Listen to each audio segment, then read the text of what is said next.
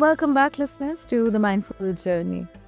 I'm your host, Sana, as always, and today's conversation is for anyone who feels curious about energy work, but then also skeptical, or overwhelmed, or unsure where intuition ends and responsibility begins. Listeners, we talk a lot about healing tools in the wellness space, like Reiki crystals, human design, and everything. And sometimes they sound empowering, sometimes they sound vague, and sometimes they sound like something we are supposed to believe in without really understanding how they fit into the real life. My guest today doesn't teach energy as something mystical or woo woo you outsource your power to. She teaches it as something you learn to work with. Scarlett Seebach is a human design reader, Reiki master, certified crystal healer, and the creator of Astral Reiki.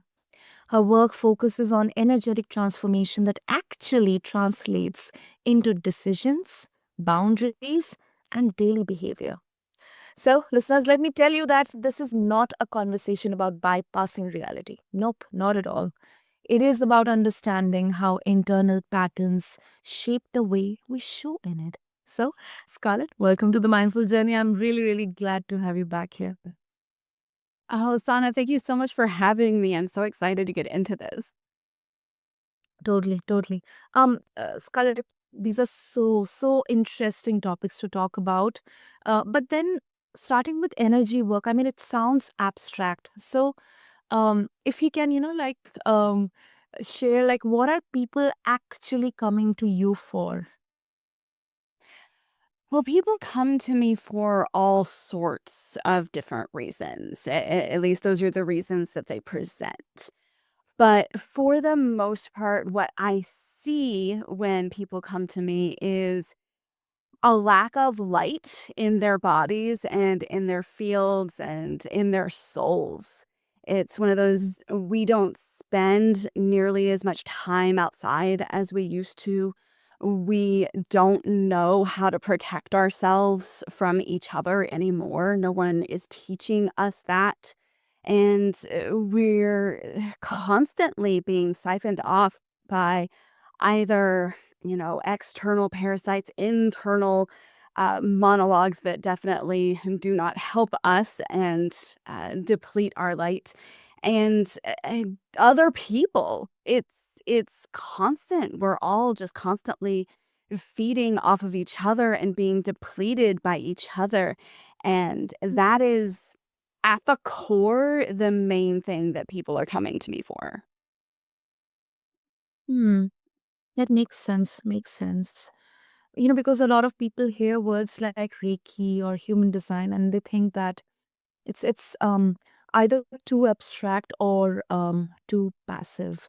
Um, and I also believe, what I understand, Scarlett, is that people are not coming to be fixed, but they're coming because something feels off in how they're responding to life, even if they can't name it yet. And I think that reframes energy work less as healing something broken and more as, absorbing, gaining clarity about patterns.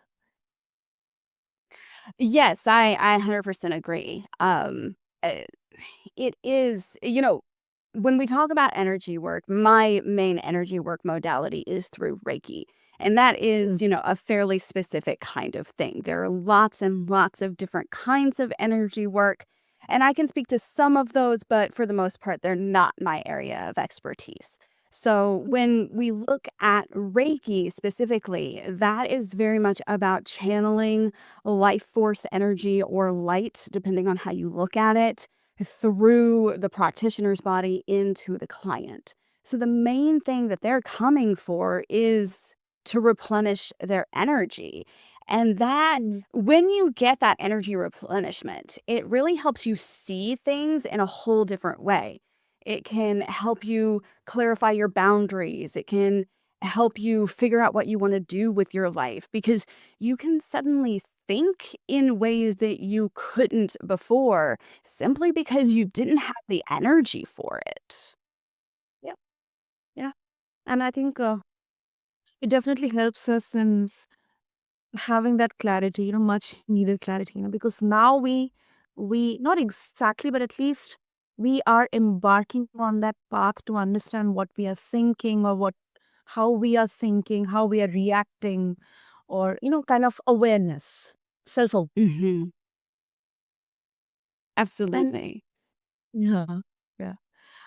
Scarlett, you're also the creator of Astral Reiki, and um as we had met on Cosmic Conference, what I understood is like it works beyond the physical body, it works into the astral plane.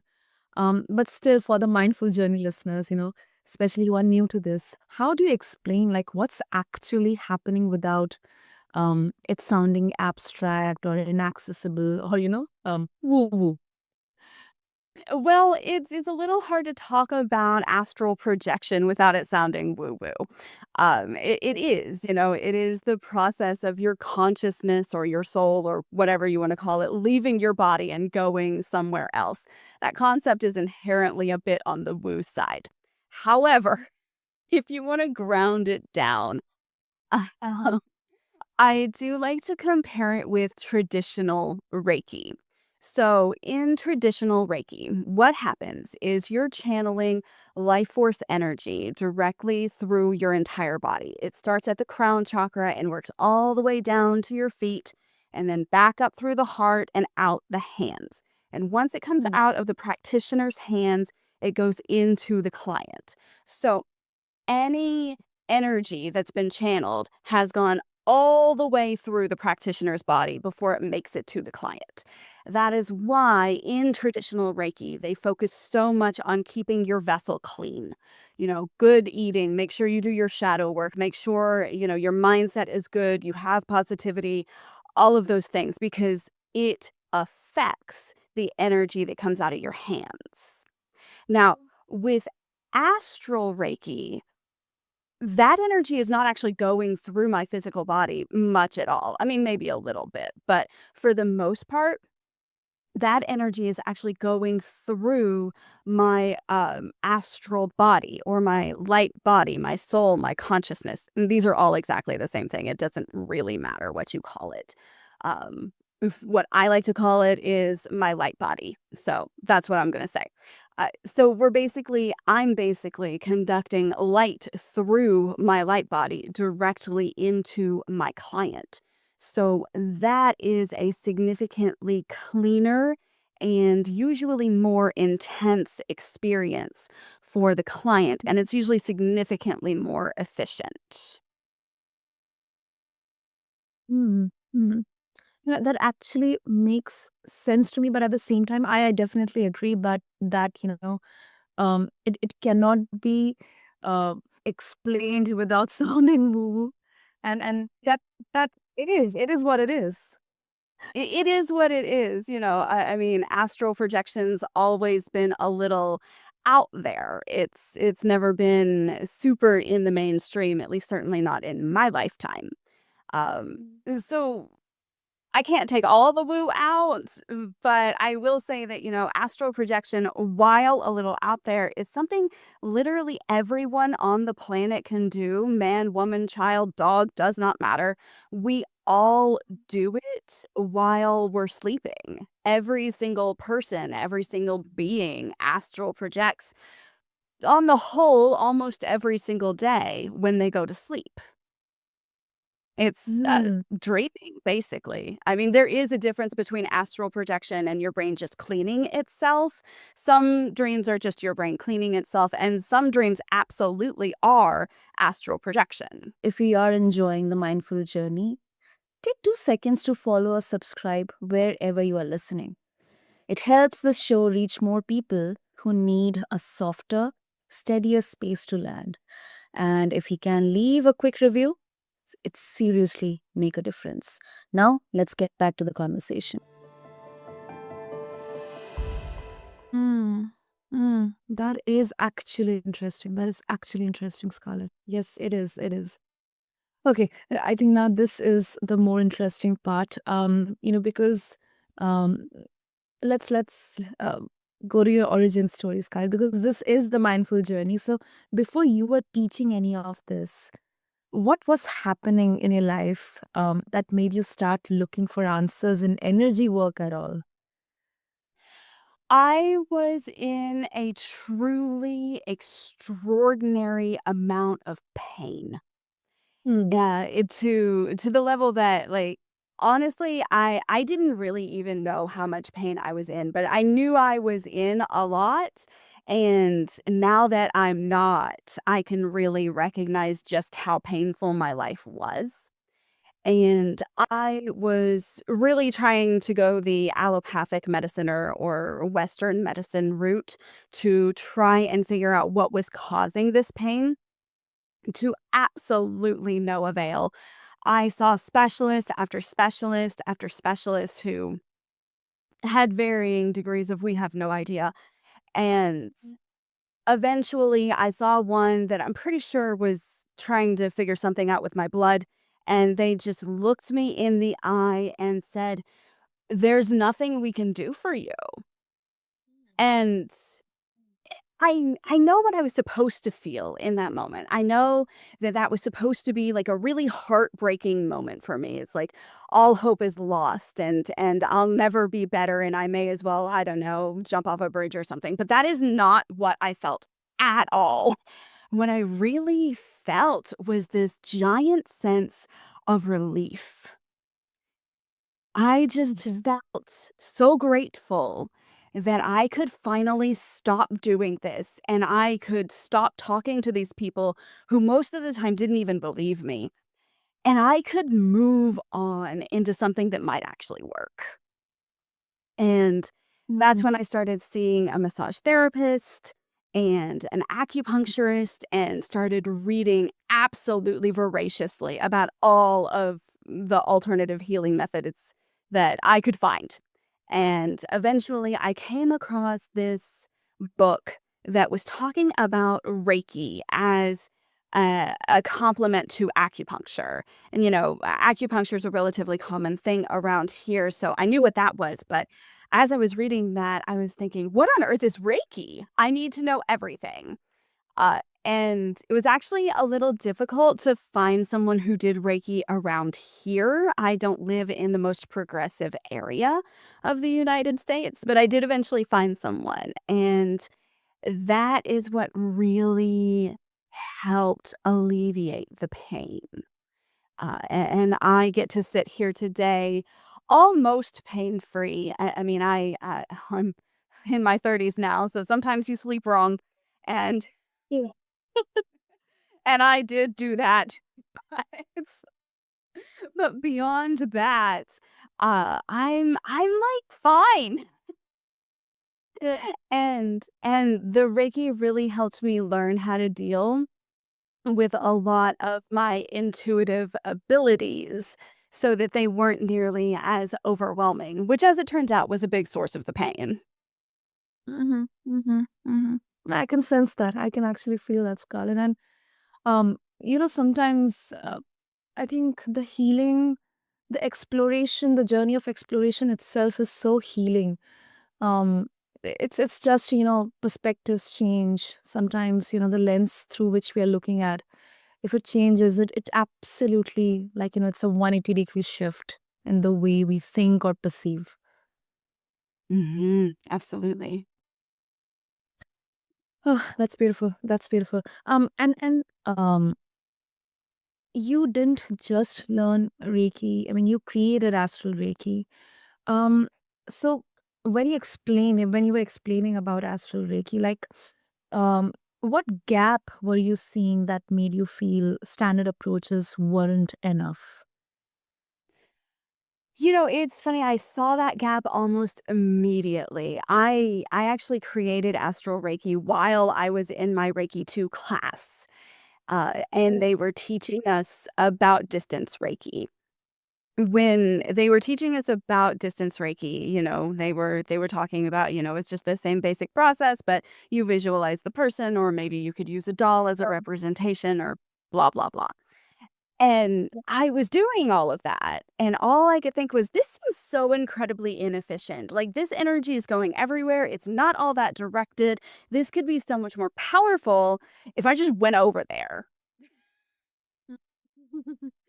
And by then, I did already know how to astral project fairly consciously, so I just popped out of my body because we were already in a very meditative state. It was very easy at the time. And astral projected over there. It took me just a second to figure out how to conduct energy through my light body instead of my physical body. But once I did that, it was amazing. I mean, my intended target or client noticed immediately, as he said after it was over. So Wow. Wow. And I think the testing piece matters because it's easy for people to accept a narrative, but then it's harder to validate outcomes over time. absolutely, and I actually think validation when you're working with the unseen is so important. You know, what I do is kinda nuts if you really think about it. So, independent verification has been a really big part of the process for me to make sure that I'm actually doing what I think that I'm doing. Mhm. Makes sense. Makes sense. Let's talk about human design as well, Scarlett. I mean, Mhm. it's not just a personality test. Um, it sounds deterministic. So one criticism of human design is that people use it as a label, like I am this type, so this is just how I am. So how do you prevent human design from becoming an excuse rather than a tool?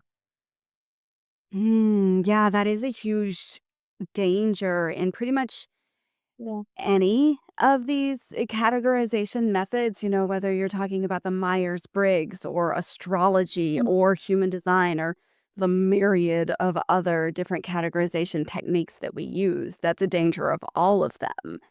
And with human design, it's even more pronounced because it's so accurate. So that is absolutely a trap that you can fall into.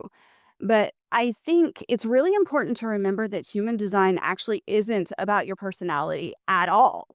It's it has nothing to do with your personality. It's very much about how your body functions optimally. mm, And so we don't have to pay any attention to it at all. Like we can just go live our life without human design and we'll be fine. It's not gonna kill us to not know whether we're a manifestor or a generator.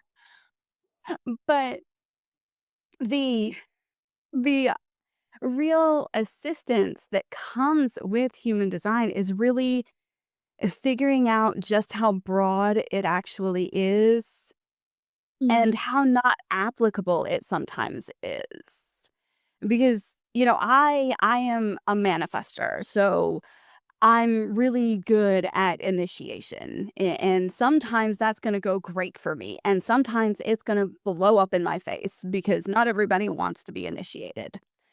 Most people are generators, and so they're better with response.